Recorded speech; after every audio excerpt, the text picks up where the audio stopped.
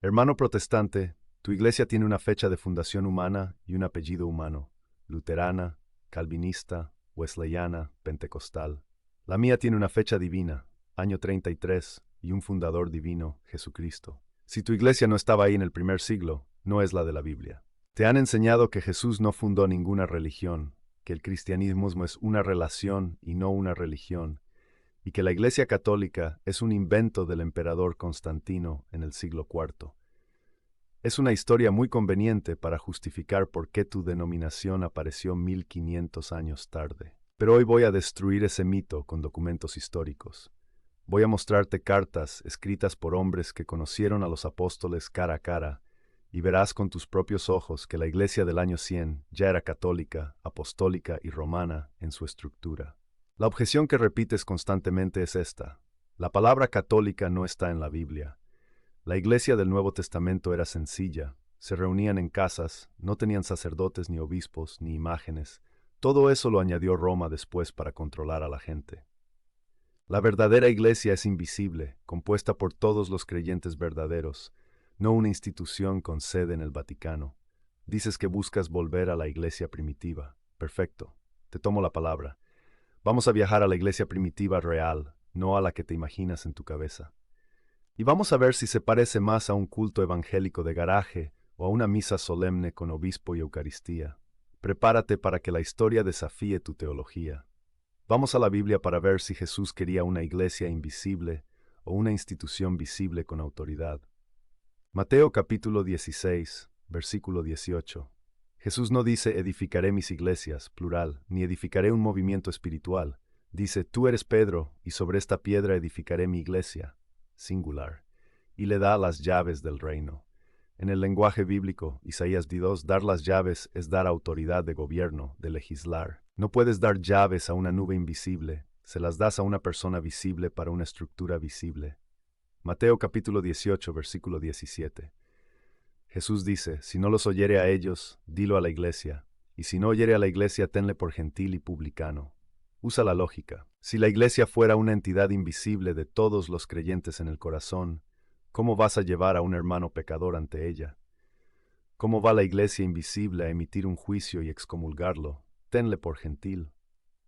Para obedecer a Jesús en Mateo 18, tiene que existir una iglesia visible, con dirección conocida y con autoridad reconocida para juzgar y expulsar. El modelo protestante de iglesia invisible hace imposible cumplir el mandato de Cristo. La Biblia exige jerarquía y visibilidad. Aquí está la prueba forense que los pastores evangélicos ocultan o ignoran. San Ignacio de Antioquía. Este hombre no es un católico medieval, fue el tercer obispo de Antioquía. ¿Sabes quién lo ordenó? Los apóstoles. Él fue discípulo directo de San Juan Evangelista y de San Pablo. Escuchó la voz de los que escribieron el Nuevo Testamento. En el año 107 después de la muerte de Cristo, camino a ser devorado por leones en el Coliseo romano, Ignacio escribe 7 cartas a las iglesias. Lee esto y tiembla, porque esto es lo que creían los discípulos de los apóstoles. En la carta a los Esmirnitas capítulo 8 versículo 2 escribe, donde aparezca el obispo, allí esté la muchedumbre, al modo que donde está Jesucristo, allí está la Iglesia Católica.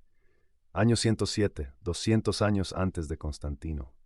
Ya existían los obispos con autoridad monárquica sobre los presbíteros y diáconos, y la Iglesia ya se llamaba católica, que significa universal en griego, para distinguirse de las sectas herejes que ya empezaban a salir. Si la Iglesia Católica es un invento posterior, ¿por qué el discípulo de Juan ya era católico? ¿Se equivocó el hombre que aprendió de los apóstoles y tu pastor que aprendió en un seminario hace 5 años tiene la razón? La probabilidad histórica es nula. Otro gigante de la historia, San Ireneo de León. Año 180 después de la muerte de Cristo, segundo. Ireneo fue discípulo de Policarpo y Policarpo fue discípulo de Juan. Estamos en la línea directa de la enseñanza apostólica. En su obra maestra, Contra las herejías, Ireneo se enfrenta a los gnósticos, los protestantes de esa época que inventaban sus propias doctrinas. ¿Cuál es el argumento de Ireneo para refutarlos? No les dice, mi interpretación de la Biblia es mejor que la tuya. Les dice, muéstrenme su lista de obispos.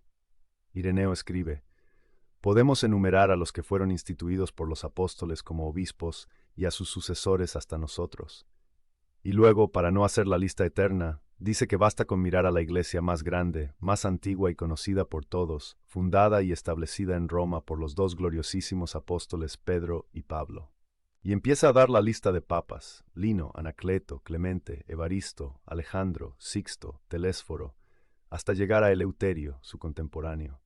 Escucha bien, hermano.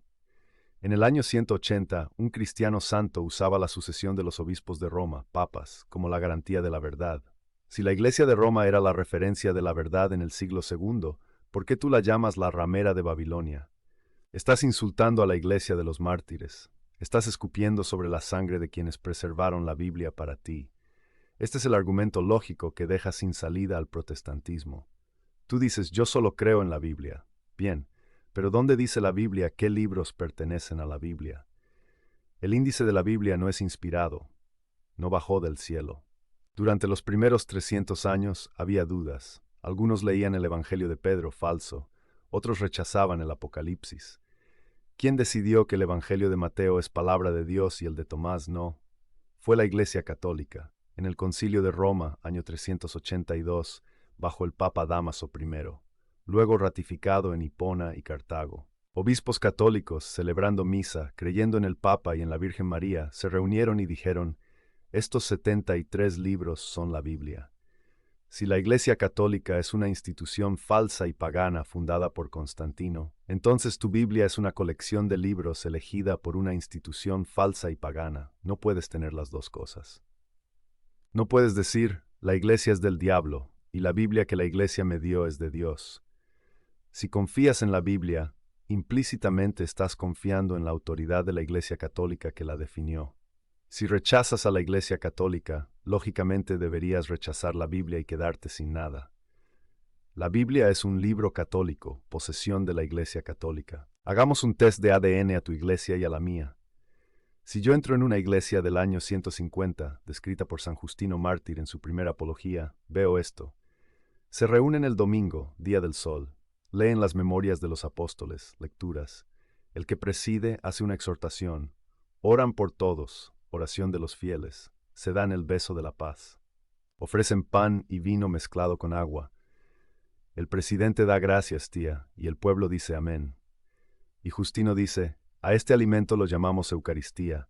No lo tomamos como pan común, sino como la carne y la sangre de Jesús encarnado, y luego los diáconos lo llevan a los ausentes. Esto es, paso por paso, una misa católica. Liturgia de la palabra y liturgia eucarística. Creencia en la presencia real, jerarquía, presidente, obispo, diáconos. Ahora mira tu culto. ¿Tienes altar? No. ¿Tienes Eucaristía como sacrificio y presencia real? No, solo símbolo. ¿Tienes obispos en sucesión apostólica? No. Tu culto se parece a una reunión de sinagoga o a una conferencia moderna, pero no tiene el ADN del culto cristiano de los primeros siglos. Si la iglesia primitiva resucitara hoy, no reconocería tu culto como cristiano, reconocería la Santa Misa. La Iglesia Católica no necesita inventar su historia. Nosotros estábamos allí, nosotros somos esos cristianos. Para justificar su existencia, el protestantismo tuvo que inventar el mito de la gran apostasía. La idea de que la iglesia verdadera desapareció poco después de los apóstoles y se hundió en la oscuridad hasta que llegó Lutero en 1517. Esto hace a Jesús un mentiroso. Jesús prometió en Mateo 16, las puertas del infierno no prevalecerán contra ella. Jesús prometió en Mateo 28, yo estoy con vosotros todos los días hasta el fin del mundo.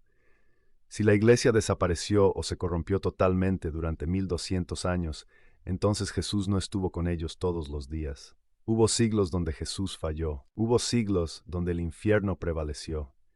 Creer en la gran apostasía es creer que el diablo es más poderoso que Cristo. Es creer que el diablo logró destruir la obra de Dios y que tuvo que venir un hombre alemán en el siglo XVI a arreglar lo que Dios no pudo cuidar. Nosotros creemos que la Iglesia es santa por su cabeza Cristo y pecadora por sus miembros, pero indefectible. Nunca dejará de ser la Iglesia, nunca perderá la verdad, nunca dejará de administrar la salvación a pesar de los pecados de los papas o de los fieles. Eso es tener fe en la promesa de Cristo. Contraargumento 1. El ladrón en la cruz no fue a la Iglesia Católica y se salvó.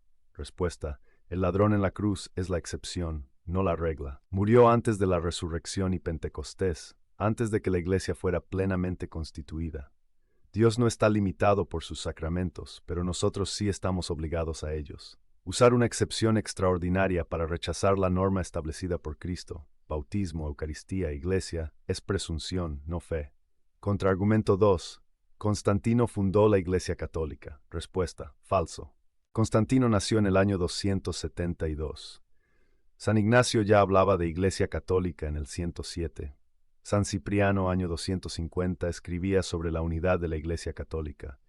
Constantino solo legalizó lo que ya existía. Dejó de perseguirla.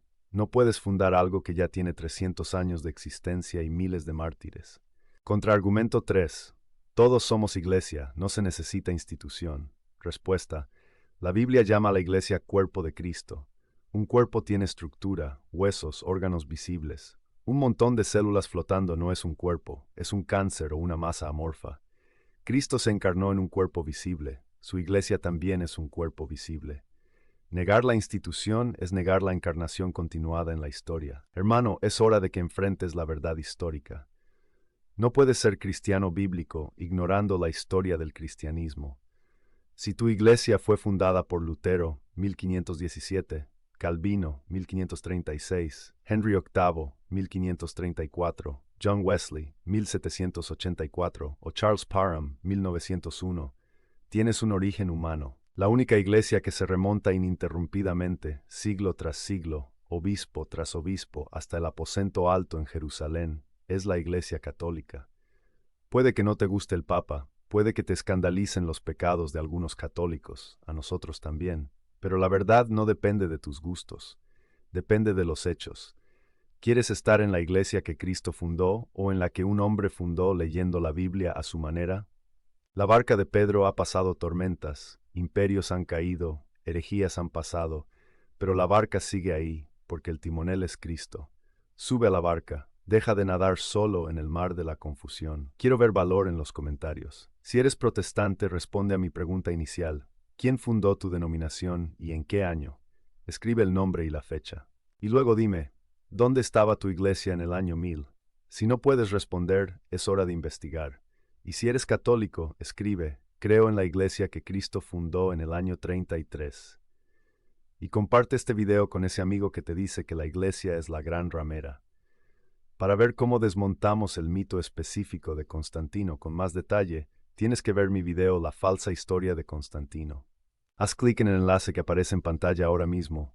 Soy tu hermano en la fe. La historia te espera. Bendiciones.